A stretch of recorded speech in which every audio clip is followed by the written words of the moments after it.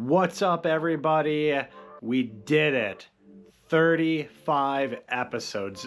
This has actually been an insane task for me. I know these are short episodes, but if you don't know anything about film production, maybe you don't know how much effort it actually takes to make a halfway decent 15-minute video.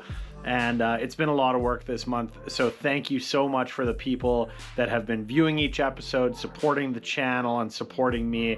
It means the world, because this was a tough task, and I was determined to get it done and make sure that we got through every episode. And today is the last episode, but stay tuned for the end. We have a special announcement that you're going to want to hear, so stay tuned for that at the very end of this video. Today's episode is Godzilla, Kong, the New Empire. I've actually only seen this movie once before, and it was in the theater because this movie only came out last year. So we are into the time now where these movies are so new that maybe you haven't seen them because they're only a couple years old, or in this case, last year. So it was a very nice refresher to watch for the second time. Let's go. Hey everybody, thanks for watching. I'm Jared Fearing. I'm a lifelong Godzilla fan and a big fan of Halloween. And nothing says Halloween like monster movies. So this year, for the month of October, we're going to review every single Godzilla movie, from Gojira all the way to Godzilla and Kong, the New Empire. So join me this month for a new video every single day and see if I go insane in the process. Let's get to it.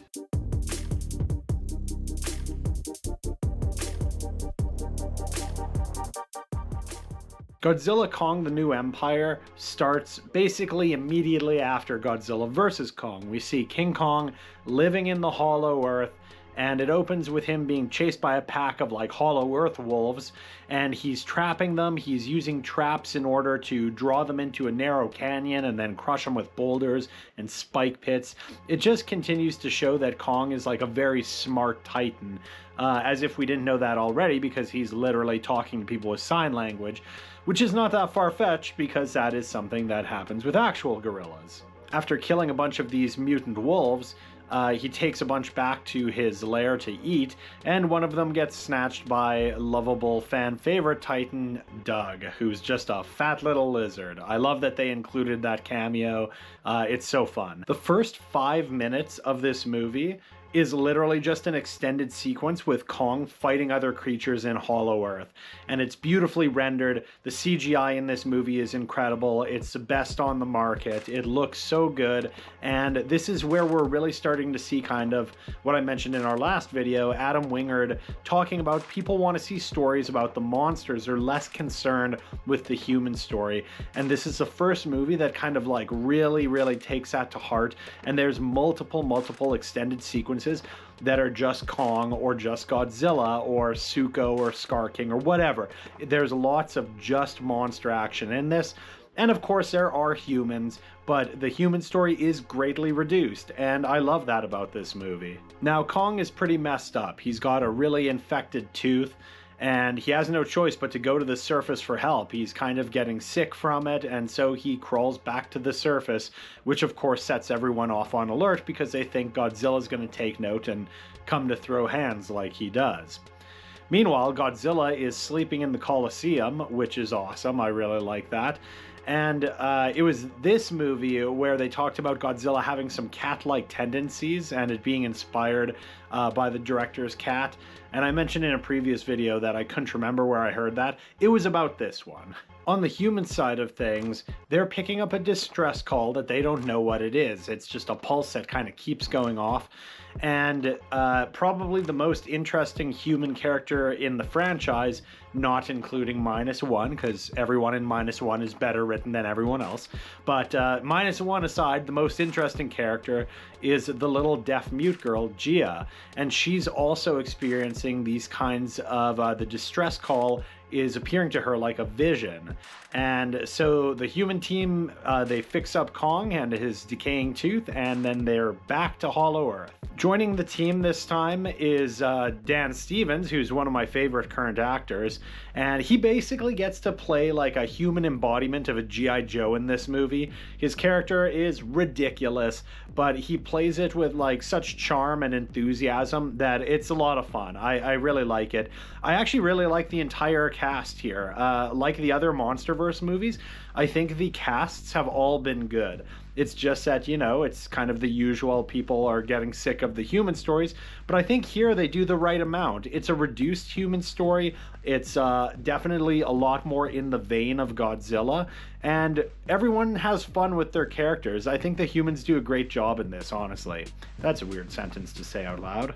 The human team and Kong return back into Hollow Earth, and meanwhile, Godzilla is absorbing a ton of radiation. We see him attack a nuclear plant, but then he just absorbs all the radiation, so, you know, aside from the destruction, there's no real harm.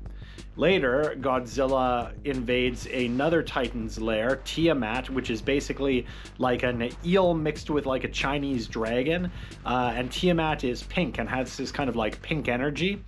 And Godzilla easily kills Tiamat and absorbs its energy and sneaks into its lair and absorbs that too. And a large part of the movie, Godzilla is just absorbing energy. That could be something that, you know, people take issue with, that there isn't a ton of Godzilla early in the movie. But like I said in my previous video, this is definitely much more of a Kong movie.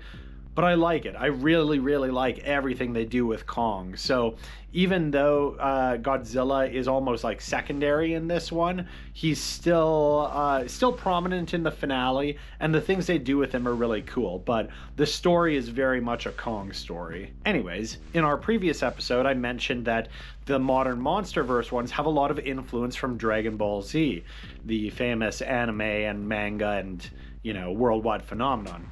And it's actually been confirmed for this one. When he bursts out of the iceberg, he's rippling pink, and people thought that that was a reference to Dragon Ball Z. And it's actually been confirmed by the head designer on Twitter that he said he thought this was Godzilla's like Kaioken, which is a technique that Goku does to increase his strength exponentially and get faster and stronger and all that stuff. So it's really cool that we have like a canon Kaioken Godzilla. I love that. Also, as many people on the internet have said, aside from me, here's holding out hope that we get a Super Saiyan Godzilla with gold scales at some point. That would be pretty cool. I'm totally okay with the Godzilla transformation thing. They said it was going to be temporary, and that makes it cool. You're just like, oh sweet, he's powered up, more spikes, whatever. And I could understand if somebody like didn't like that idea, but I personally do. I think it's cool. Back in the center of the Earth, Kong encounters other apes. And the first one he encounters is a little child ape known as Suko. And Suko is a spin-off of the word Musuko, which is Japanese for sun. And so this is kind of like a little play on Son of Kong.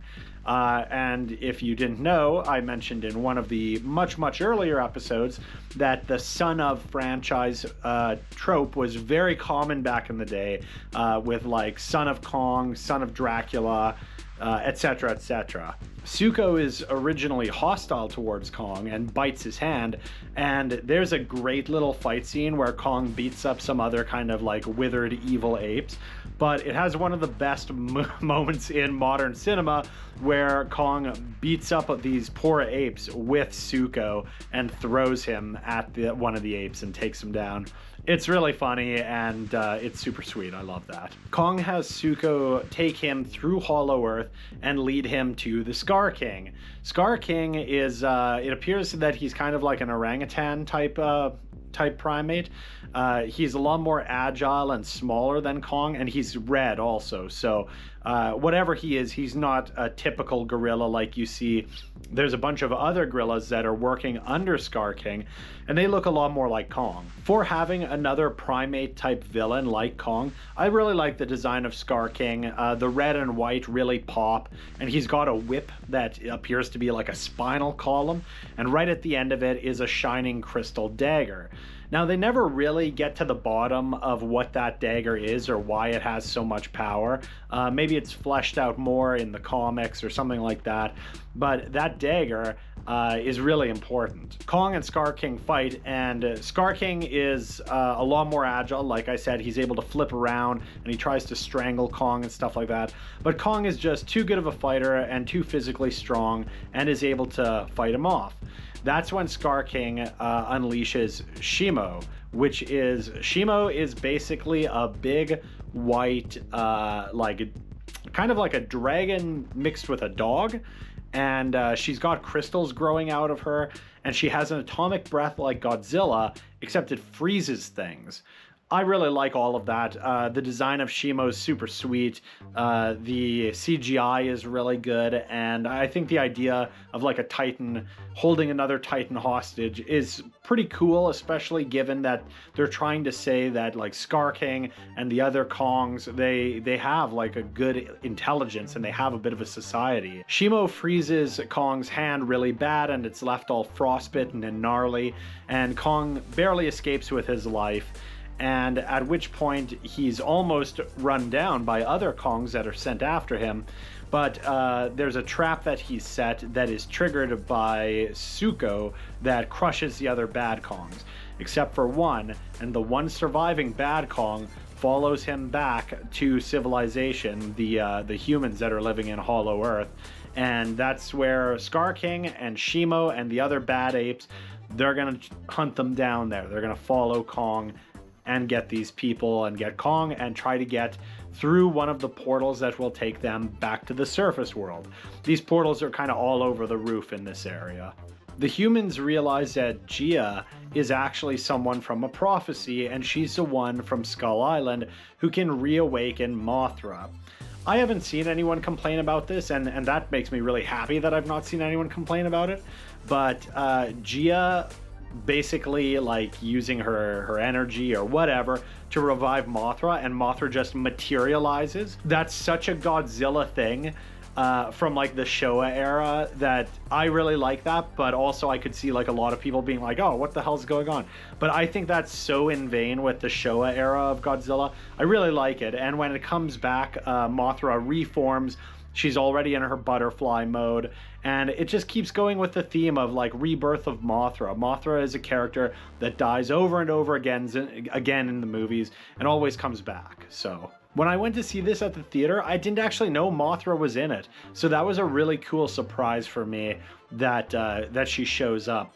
And I think the design is pretty much the same as King of the Monsters, but we get to see Mothra for a lot more like extended periods of time here, in good lighting, and you really get to see the details and design, and I think it's really good here. I like the Mothra presentation better in this movie than I did in King of the Monsters, but I think it is basically the same design. We just get to see it a little clearer. Kong gets help from the humans, who give him basically a Nintendo Power Glove that gives him like super punch abilities, so his wounded, gnarled up, frostbitten hand can crack people. Super sweet. And then Kong goes back to the surface through one of the portals to recruit Godzilla for help, essentially. And it's funny to try to like see these monsters have like a recruitment thing. Like Godzilla sees Kong and immediately just wants to throw down, and Kong is like putting out his hands and he's like, no, wait, I have to talk to you, type thing. And they have a little battle and destroy some pyramids, and it's pretty good. And it ends up they get broken up by Mothra, who brings Gia to Godzilla and presumably telekinetically kind of relays what's going on or whatever. And psychic people communing with Godzilla, nothing new. We saw that in the Heisei series, and you see it in the comics too. The Marvel comics, the very last issue of Godzilla, actually. Godzilla defeats all the Avengers and all the strongest characters in the Marvel comic universe, and there's a psychic child that is able to convince Godzilla to stop hurting people and go back to the ocean. So, spoiler for the Godzilla comic series by Marvel that's like 40 years old. So, powered up pink Godzilla and Kong with his Nintendo Power Glove, now Mothra, and also Suko all go back into the Hollow Earth to fight against Scar King and his Kong army, and Shimo, who's not a bad creature, she's just under control by the Scar King. That little crystal dagger at the end of his whip is what controls Shimo. And again, they don't really like make it clear like why or what the connection is, but Shimo has crystals growing out of her, and you know, it's a crystal dagger, so presumably there's a connection there. And you know, it doesn't matter, you don't have to go into it too deeply. Scar King controls Shimo. That's all you really need to know. They have a really cool fight in the Hollow Earth that has like a lot of zero gravity scenes where they're all flipping around and bouncing off rocks and stuff. It's super sweet. I love the choreography, and it's definitely like a very human fight. There's a lot of like human reactions, but that's okay. I like that too. Like I said, there's a huge Dragon Ball Z influence over this movie, and I think it's really prevalent in the fight scenes. In the battle, Scar King sees that there's a portal free to go to Earth, and he dives on in. So Godzilla, Suko, and Kong all follow him, and they end up coming out of the portal in the other end in Rio de Janeiro. Oh, Shimo's there too. And Shimo freezes the hell out of the city, and they have their final battle there. And that dagger that I keep mentioning is kind of the real key, and Kong is struggling with Scar King, and Godzilla is not really struggling with Shimo. Godzilla does a pretty good job, but they're able to get the dagger away from Scar King, and Suko uses Kong's axe to break it.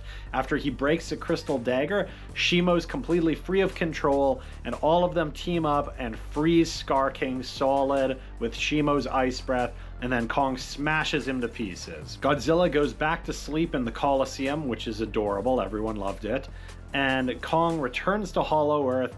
But where at the start of the movie he was a lonely, solitary Kong, now he's leading a race of other Kongs. He's got kind of the adoptive son in Suko, and we see Shimo like rubbing up against Kong like she's a big dog, and Kong is like scratching her head and stuff.